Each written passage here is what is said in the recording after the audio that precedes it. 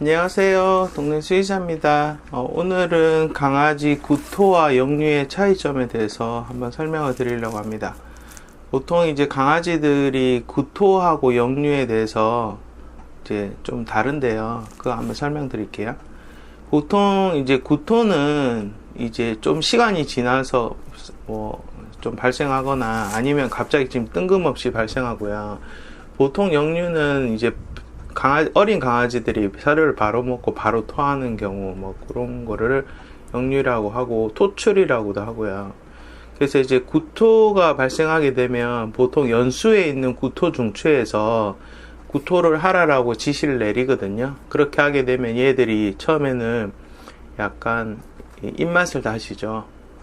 이런 식으로 약간 욕지기를 하면서 그 다음에 이제 횡격막하고 복부 근육이 움직이죠. 이렇게 꿀렁꿀렁꿀렁 하면서 이제 얘가 막 침도 많이 흘리고 하면서 그러다가 이제 토하게 되는 게 구토인데요. 이제 보통 이제 구토를 하게 되면 그 안에 있는 그 위산이나 그런 거랑 섞이게 되면 보통 이제 노란색으로 많이 나오고요. 이제 보통 이제 구토의 원인이 되게 다양한데 구토의 원인은 이제 진짜 말 그대로 위장관에 문제가 있어서 생기는 원발성 원인하고 그 다음에 위장관하고는 별로 상관없이 생기는 속발성 원인이 있거든요. 그래서 보통 원발성 원인은 보통 급성 위염, 그 다음에 이물, 그 다음에 이제 위장관에 종양이 있거나 궤양이 있거나 그렇게도 생기고 보통 예방접종 안 하는 어린 강아지들은 보통 파보 바이러스에 감염돼도 파보가 설사도 하고 구토도 하고 그럴 수도 있거든요. 그 다음에 이제 큰 개들이 제일 흔한 게 막 뭘 많이 먹었을 때 구토를 하게 되고 보통 명절 지나서도 많이 생기고요. 그 다음에 보통 안 주던 음식을 주시거나 간식을 주셨을 때 그리고 또는 너무 많이 먹었을 때도 생기고요. 그 다음에 좀 드물긴 하지만 보통 음식물 알러지로 인해서도 구토가 생길 수 있습니다. 그리고 속발성 원인은 보통 이제 췌장염이나 복막염이나 요독증이 생겨도 구토를 할 수 있고요. 그 다음에 자궁축농증, 부신피질 기능 저하증, 그 다음에 나비나 아연 중독, 예를 들어서 건전지 같은 거, 그 다음에 고칼슘 혈증, 그 다음에 전정기관. 전정기관이 뭐냐면 이 귀 안에 달팽이 기관 있잖아요. 그게 이제 문제가 생겨도 구토를 할 수 있어요. 그래서 생각보다 그 강아지가 구토했을 때 원인이 되게 다양하고 그리고 구토하고 역류를 조금 구분을 해야 되고요. 그 다음에 이제 보통 식도가 폐색이 되면 식도가 그 음식물이 넘어가는 데잖아요.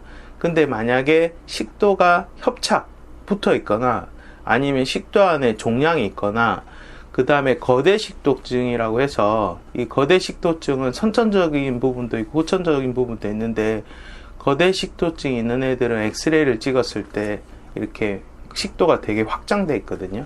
그래서 그런 경우에도 구토가 일어날 수 있습니다.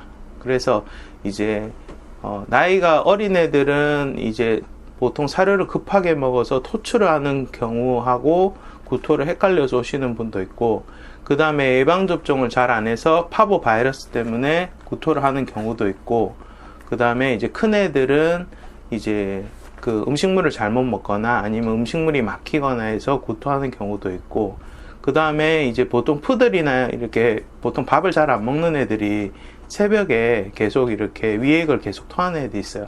사료를 잘 안 먹으니까 그 공복 기간이 너무 길어지잖아요. 그러면 공복 시간이 너무 길어지면서 위산이 자꾸 빈속에서 분비가 돼가지고 계속 이제 아침마다 주기적으로 토하는 거예요. 그러면은 그 위벽이 헐겠죠. 위염이 생기니까 그게 만성 위염으로 가게 되면 계속 이제 습관적으로 구토를 하게 되고 그런 경우에는 위장관 보호제를 이제 항생제랑 이렇게 해가지고 몇 주 동안 먹이면서 치료하는 방법도 있거든요.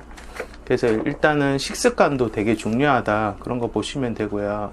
그리고 저희가 이제 보통 수술하기 전에 아침에 꼭 금식을 시키세요 하는데 그 이유가 뭐냐면 이제 음식물이 들어있는 상태에서 마취를 하게 되면 그 마취 약물이 어떤 구토 중추에 영향을 미치기 때문에 얘가 이제 음식물이 나온단 말이에요. 근데 애가 누워 있거나 마취 상태에서 음식물이 나오면 기도가 막히거나 위험한 경우가 생기기 때문에, 그래서 꼭 금식을 해야 되고, 금식을 충분히 한 상태에서 마취를 하고 수술하는 이유가 그런 거라고 보시면 되겠습니다.